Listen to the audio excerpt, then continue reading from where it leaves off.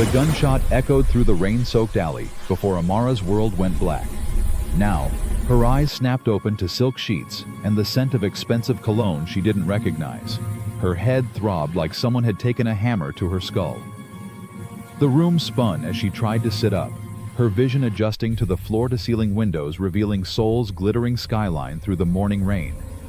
Where was she? What happened last night? Her hands trembled as she looked down at herself. Someone had changed her clothes. The blood-stained dress from last night was gone, replaced by an oversized white shirt that definitely wasn't hers. Panic clawed at her throat. Then she saw it. A heavy gold ring sat on her left hand, unfamiliar and cold against her skin. "You're finally awake." Amara's breath caught. She turned her head slowly, her heart hammering against her ribs.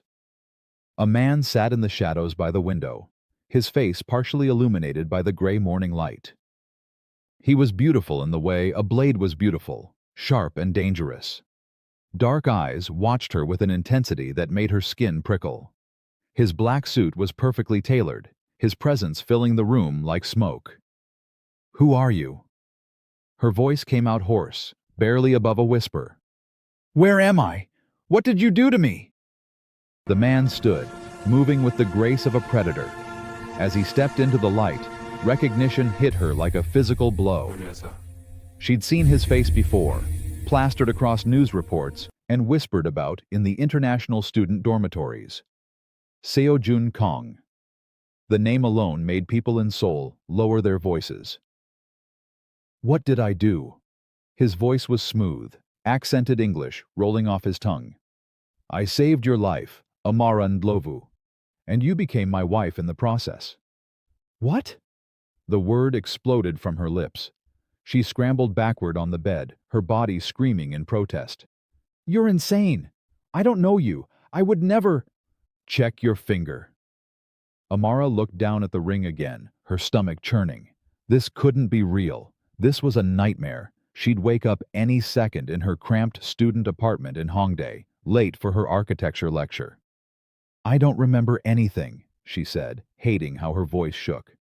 "Last night, I was at Club Noir with my roommate Yejin. We were celebrating her birthday. There were drinks, and then—" The memories fragmented like broken glass. A man's face, shouting, someone grabbing her arm, the smell of gasoline. Then nothing. Seo-Jun moved closer, and she pressed herself against the headboard. He stopped a few feet away, pulling something from his jacket pocket. Papers. Official-looking documents with red seals and signatures. He placed them on the bed between them. Marriage certificate, signed by both of us, witnessed, legal in every way that matters. His dark eyes never left her face. "You asked me to protect you. You begged me, actually. So I did the only thing that would keep you alive."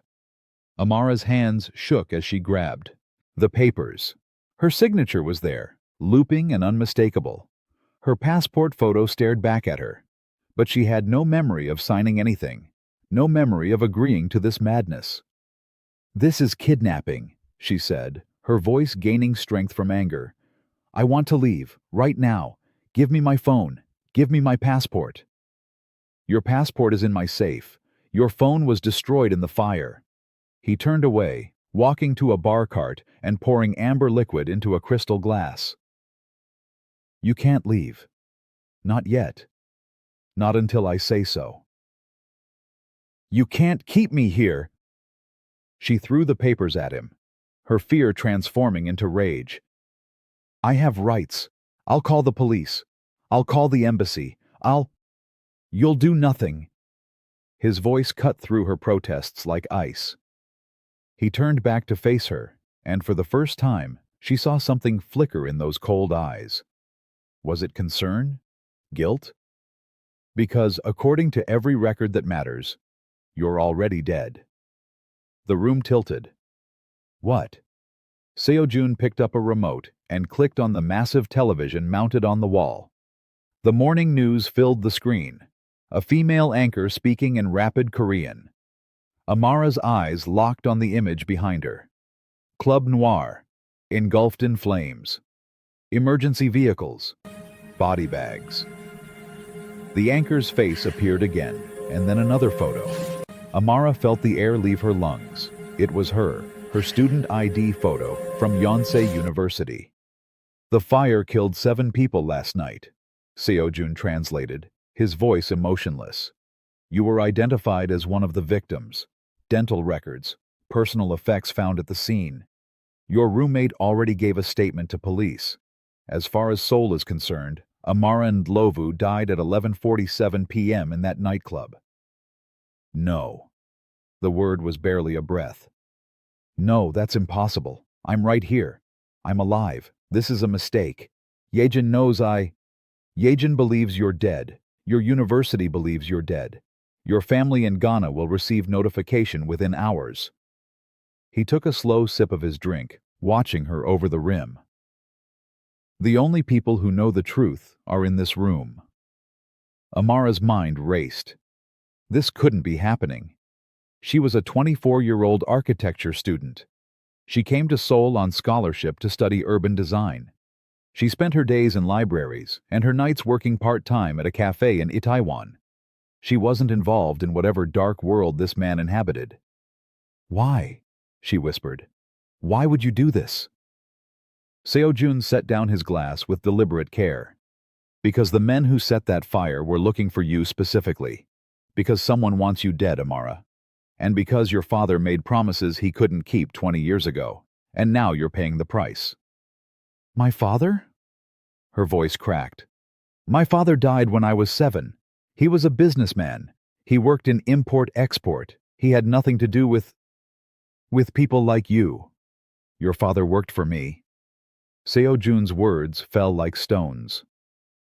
"Or rather, he worked for my father. James Ndlovu was one of the most trusted members of the Kang Syndicate's international operations. Until the day he stole $50 million and disappeared, taking secrets that got my entire family killed." The room spun. Amara pressed her hands against her temples, trying to make sense of his words. Her father had been gentle, kind. He read her bedtime stories and taught her to draw buildings. He couldn't have been a criminal. He couldn't have been part of a mafia organization. "You're lying," she said. But even to her own ears, the words sounded hollow. "I wish I was." Something shifted in Seo-Jun's expression, a crack in the marble facade. "I spent 10 years looking for your father. By the time I found the trail, he was already dead. Car accident in Accra, or so the reports said. But you survived. You lived with your grandmother. You excelled in school. You won a scholarship to Seoul." He smiled, but there was no warmth in it. "Fate has a cruel sense of humor, doesn't it? You came right back to the city your father fled from." Amara swung her legs off the bed, ignoring the wave of dizziness. She had to get out. She had to think. "Even if any of this is true, you can't keep me prisoner. You can't just—" The door opened, and 2 men in black suits stepped inside. They were massive, faces impassive, hands resting near their waists where she was certain weapons were hidden. "Sit down, Amara." Seo-Jun's voice was gentle, which somehow made it more terrifying. She didn't sit. Instead, she ran. She bolted for the door, pushing past the bodyguards, her bare feet slapping against cold marble. The apartment was massive, room after room of minimalist luxury. She found a door and yanked it open. An elevator. She jabbed at the button frantically. "Ms. Kang." One of the bodyguards had followed her, speaking in heavily accented English. "Please return to the bedroom." "My name is not—" The words died as the elevator doors opened. 3 more men in suits stood inside, all of them looking at her with the same blank expression. Behind her, footsteps approached. She was surrounded. Seo-Jun appeared, his hands in his pockets, looking almost bored. "Are you finished?" Amara's legs gave out. She sank to the floor, her back against the wall, and the enormity of her situation crashed over her. She was dead to the world, trapped in a luxury prison with a man who claimed her father had destroyed his family. and someone out there wanted her dead badly enough to burn down a nightclub. "I want the truth," she said, lifting her chin even as tears threatened. "All of it. If you're going to keep me here, I deserve to know why." Seo-Jun studied her for a long moment, then nodded. He dismissed the bodyguards with a gesture and extended his hand to help her up. She ignored it, standing on her own. Something flickered in his eyes. Respect, maybe. "Come, I'll show you." He led her through the penthouse to a room she hadn't seen before. Inside, the walls were covered with photographs, documents, and maps connected by red string like something from a conspiracy theorist's nightmare. But it was the photos that made her blood run cold. Her father, young, smiling, standing beside a Korean man in an expensive suit. "Your father and mine," Seo-Jun said quietly. "Seoul, 1997. My father built this organization from nothing.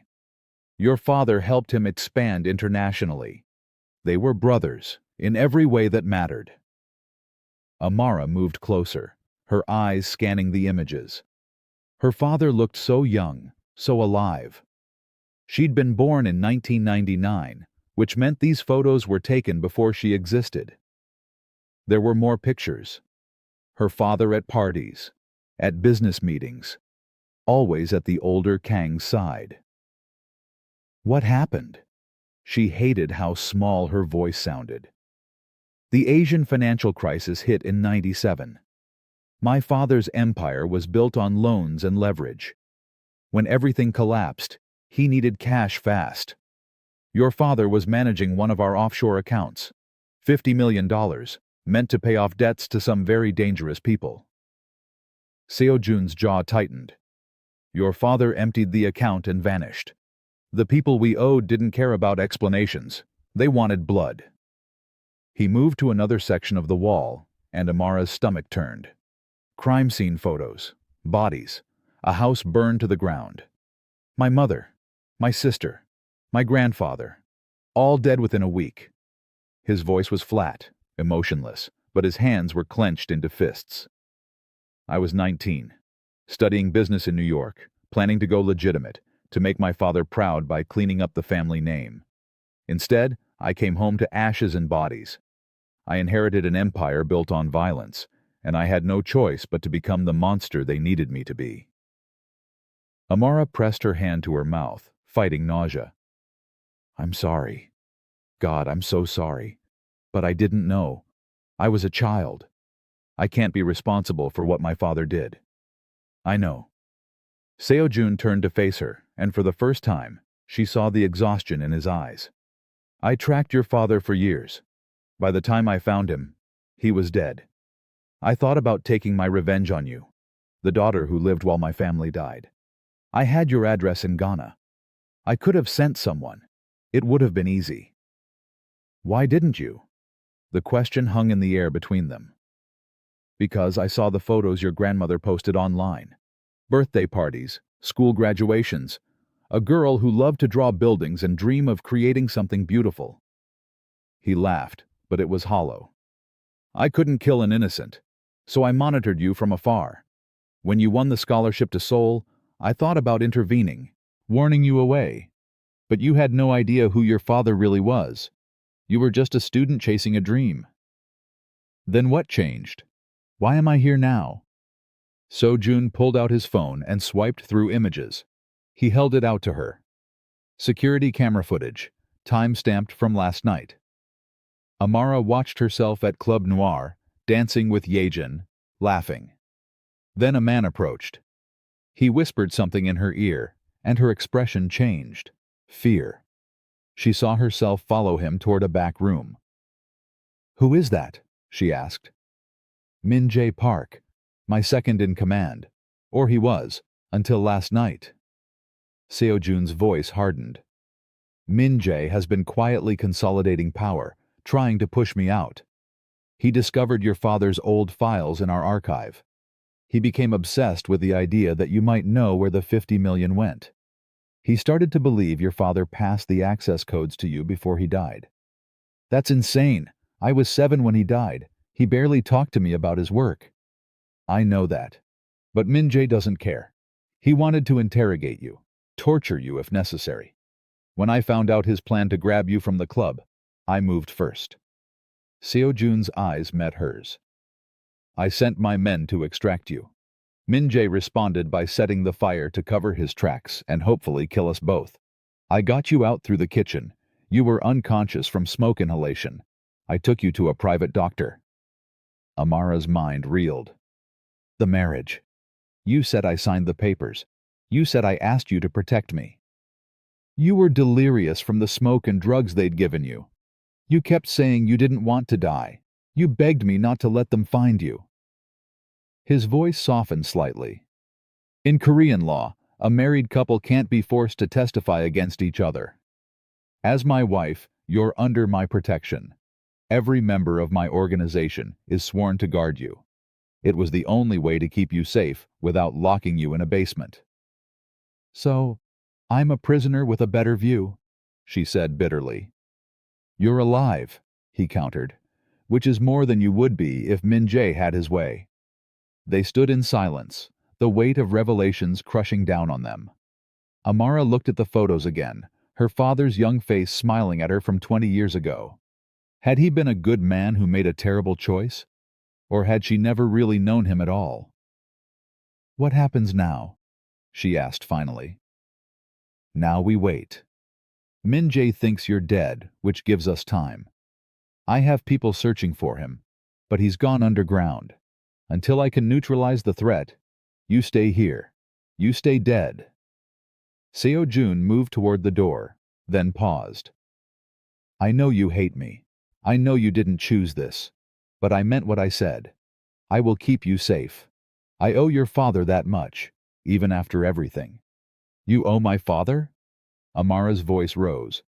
He destroyed your family. He also saved my life once. Seo-Jun's words stopped her cold.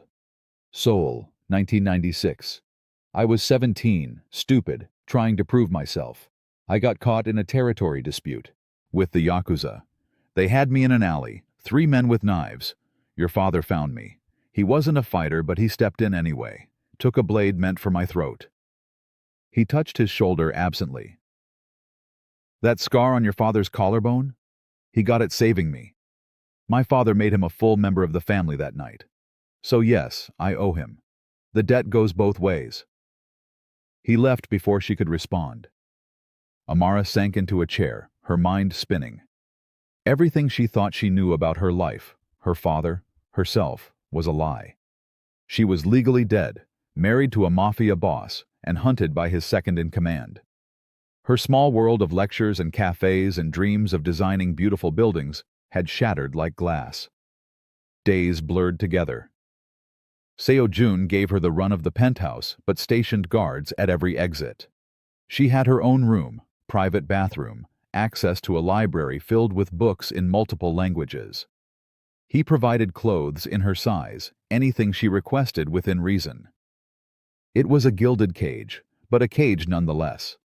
She spent hours in the war room, studying the photos and documents, trying to piece together her father's story. She found letters written in his handwriting, mentioning the girl's future and keeping her safe. Had he taken the money to protect her? Or was that wishful thinking from a desperate daughter? Seo-Jun was often gone, conducting business she didn't want to know about. But when he was there, he was unfailingly polite. He ate breakfast with her, answered her questions about Seoul, even brought her architecture books when he noticed her sketching buildings on napkins. "Why are you being kind to me?" she asked one morning, 3 weeks into her captivity. They were sitting on the balcony, the city sprawling below them. "I'm the daughter of the man who destroyed your family. You're also the daughter of the man who saved my life." He set down his coffee cup, studying her face. "And you remind me that not everything in my world has to be dark. You draw buildings.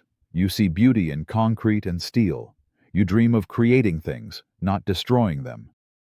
He smiled, and it transformed his face.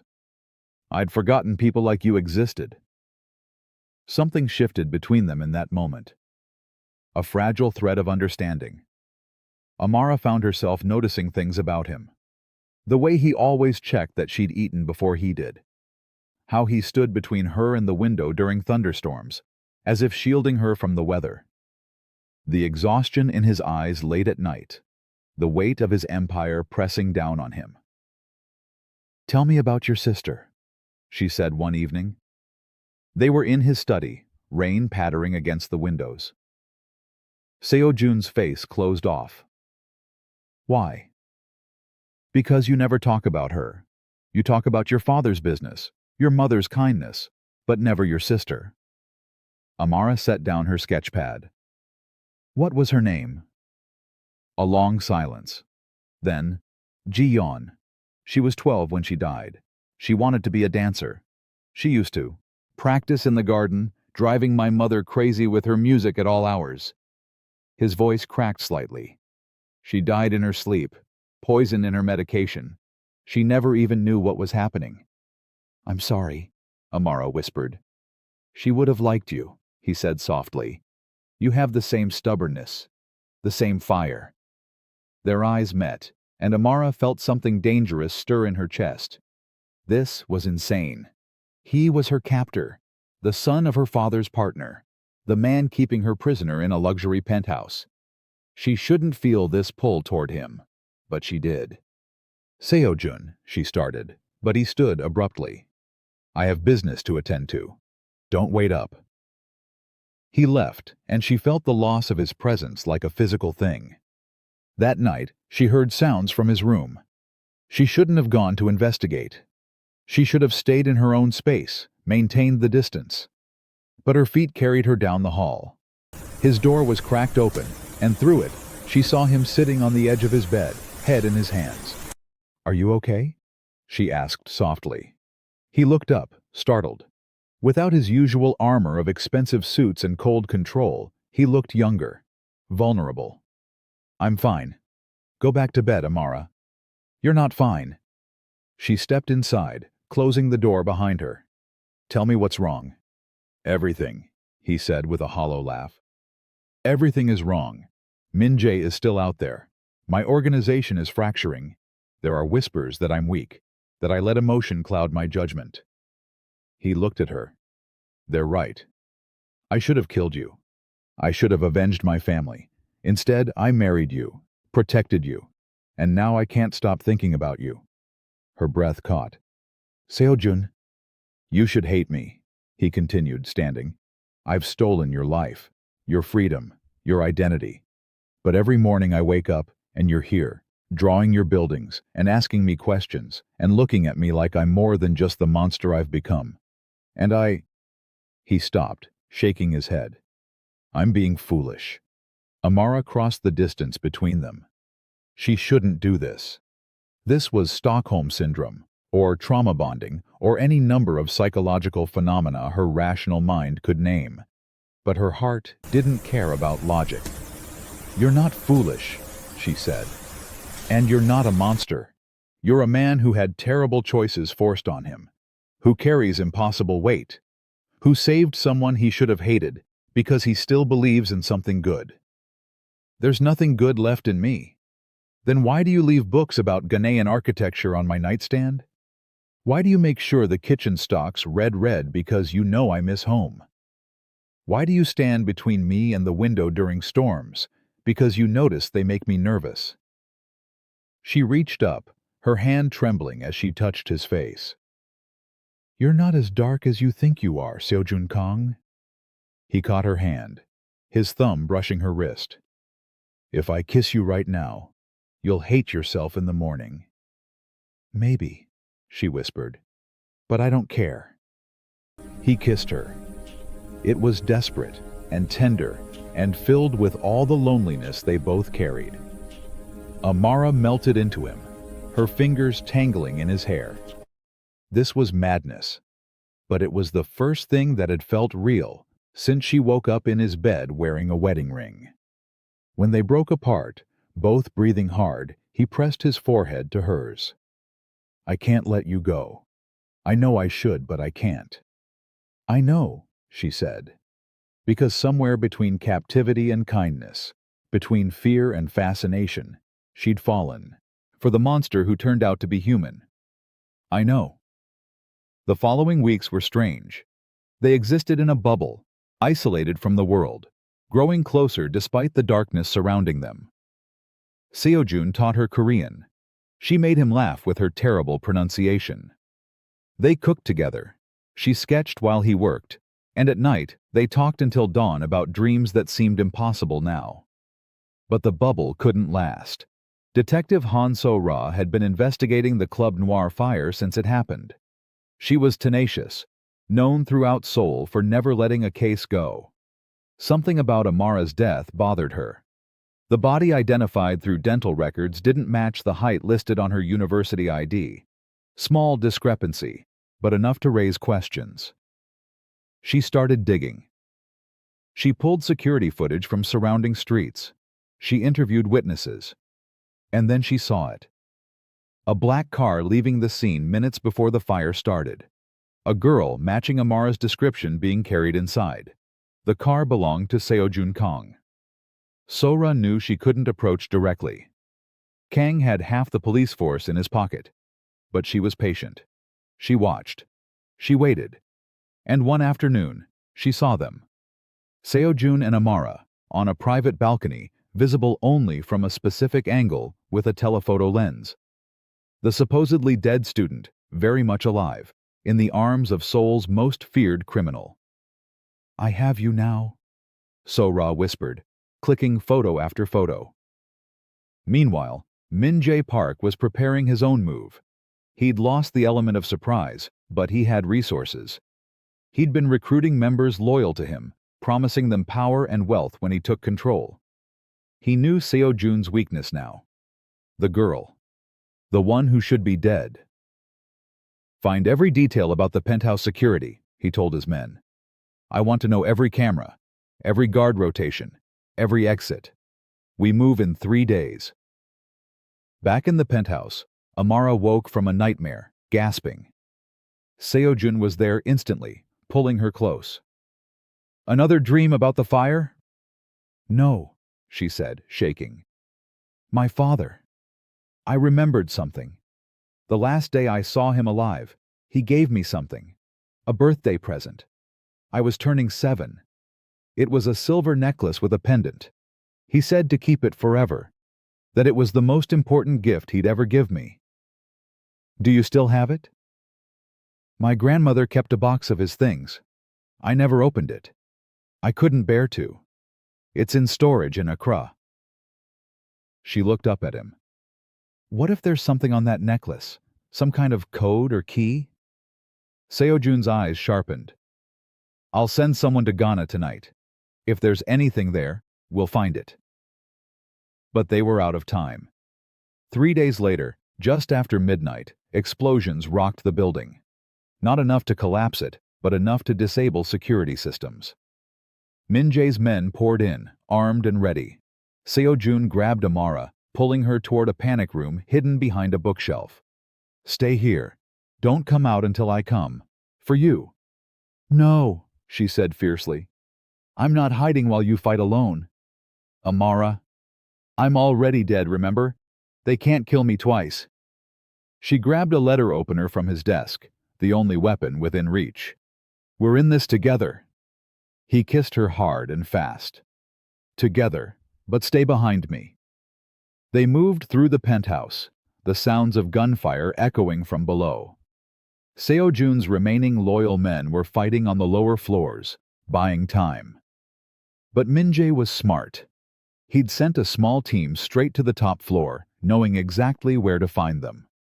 The confrontation happened in the war room, surrounded by photos of her father and his father, evidence of the betrayal that started it all. Min-jae stepped inside, gun pointed directly at Amara. He looked different from the security footage, older, harder, his eyes empty of anything resembling mercy. "Hello, princess," he said in accented English. "I've been looking everywhere for you. Imagine my surprise when I discovered my boss had married the ghost of Club Noir." "Min-jae," Seo-Jun said calmly, though his body was tense. "This ends now. She doesn't have what you want. The money is gone." Oh, I know she doesn't have it. Not yet. But her dear father left breadcrumbs, didn't he? A necklace. How sentimental. Min-jae smiled. I have people in Ghana as we speak. They'll have it within hours. And then I'll have leverage against every major family in Asia. I'll make your father look like a street thug. You'll be dead long before then, Seo-Jun said. Maybe, but so will your wife. Min-jae cocked the gun. It's time to end this farce. You've gone soft, Seo-Jun. Love makes you weak. Your father would be ashamed. My father would be proud that I didn't become like you, Seo-Jun replied. A man who values money over loyalty, who'd burn innocence to cover his tracks. Innocence? Min-jae laughed. There are no innocents in our world. There are only the strong and the dead. Everything happened at once. Seo-Jun moved fast as a striking snake. Amara threw the letter opener, not at Min-jae, but at the light switch. The room plunged into darkness. Gunshots, sounds of a struggle. She pressed herself against the wall, heart hammering. When the lights came back on, Seo-Jun was standing over Min-jae's body. Blood pooled on the floor. But Seo-Jun was clutching his side, red seeping between his fingers. No! Amara ran to him, catching him as he swayed. No, no, no, you're okay. You're going to be okay. Amara, he said, his voice weak. Listen to me. There's a phone, hidden in the safe. Call Jin-ho. Tell him code black. He'll protect you. I'm not leaving you. You have to. He pressed his hand to her cheek, his fingers leaving red marks. Min-jae isn't the only one who wants you dead. The information your father had, it's bigger than money. It's names, roots, evidence against powerful people. If it comes out, it'll start a war that will destroy this city. I don't care about it. The city! Tears streamed down her face. I care about you. I know, he whispered, and he smiled. That rare, genuine smile that made him look like the boy he should have been before tragedy carved him into something harder. I'm sorry I couldn't give you the life you deserved, the freedom, the buildings you wanted to create. You gave me something to live for, she said. You saved me. In every way a person can be saved. Sirens wailed in the distance. So-Ra's police force, finally coming. Maybe some of them would be loyal to Seo-Jun, but maybe not. The empire was crumbling. Go, Seo-Jun said. The emergency exit behind the painting. It leads to a private garage. Take the motorcycle. Jin-ho will meet you at the safe house in Busan. I've already transferred everything you'll need into an account under your name. Money, documents, a new identity. Come with me. I can't. Someone has to stay and face this. If I run, they'll never stop hunting us. But if I stay, if I give them what they want, they might let you go. He touched the ring on her finger. Till the next life, my wife. No. She gripped his hand. No, we fight. We survive. Together, remember? Some battles can't be won together. He kissed her one last time, tasting of copper and goodbye. Now go, before I don't have the strength to let you. Amara wanted to argue, to fight, to refuse. But she saw the acceptance in his eyes. He'd made his choice, and if she stayed, his sacrifice would mean nothing. So she ran. She found the exit, the motorcycle, and she drove into the rainy Seoul night with tears blinding her vision. Behind her, the penthouse lit up with police lights, and somewhere in that chaos, Seo-Jun Kang made his final stand. 6 months later, Amara stood on a beach in Ghana, watching the waves roll in. She'd made it to Busan, met Jin-ho, learned the truth. Seo-Jun had survived but barely. He was imprisoned, facing charges for everything from racketeering to murder. The empire was dismantled. The war he'd feared never came, because he'd taken responsibility for crimes that weren't entirely his, protecting others to buy peace. She'd wanted to visit him. Jin-ho had warned her not to. He made this choice so you could be free. he'd said. Honor that. Live. So she did. She returned to Ghana, to her grandmother's house. She started sketching again. Real buildings this time, for real clients. She tried to rebuild the life she'd lost, but every night, she touched the ring she still wore, and every morning she woke up hoping for news that never came. Until today. A black car pulled up outside her grandmother's house.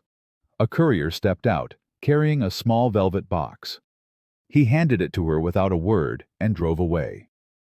Inside the box was a silver necklace, her father's gift from 20 years ago, and wrapped around it, a handwritten note in Korean. The past is buried, the debts are paid, you're free now. But if you're reading this, you should know. I'm not in prison anymore. I made a deal, my testimony for my freedom. The Kang name is dead, but I'm still breathing. I won't come find you. You deserve a life without shadows. But know this. Every sunrise, I think of you. Every building I see, I wonder if you designed it. And every breath I take is because you taught me that monsters can remember how to be human. Till the next life, my wife. S.J. Amara's hands shook. She looked up at the ocean, then back at the road where the black car had disappeared. Her heart raced. He was free. He was alive. And he'd let her go. But did she want to be let go? She grabbed her phone, fingers flying over the keys, searching for flights to Seoul. Because maybe, just maybe, some love stories didn't end. They just waited for both people to be ready to fight for them. As she booked her ticket, thunder rumbled overhead. In the distance, a figure stood at the edge of the road, half hidden by shadows. Watching. Waiting. And when their eyes met across the space between them, Amara smiled through her tears. Some endings were really just new beginnings. And some monsters deserved their happy endings too.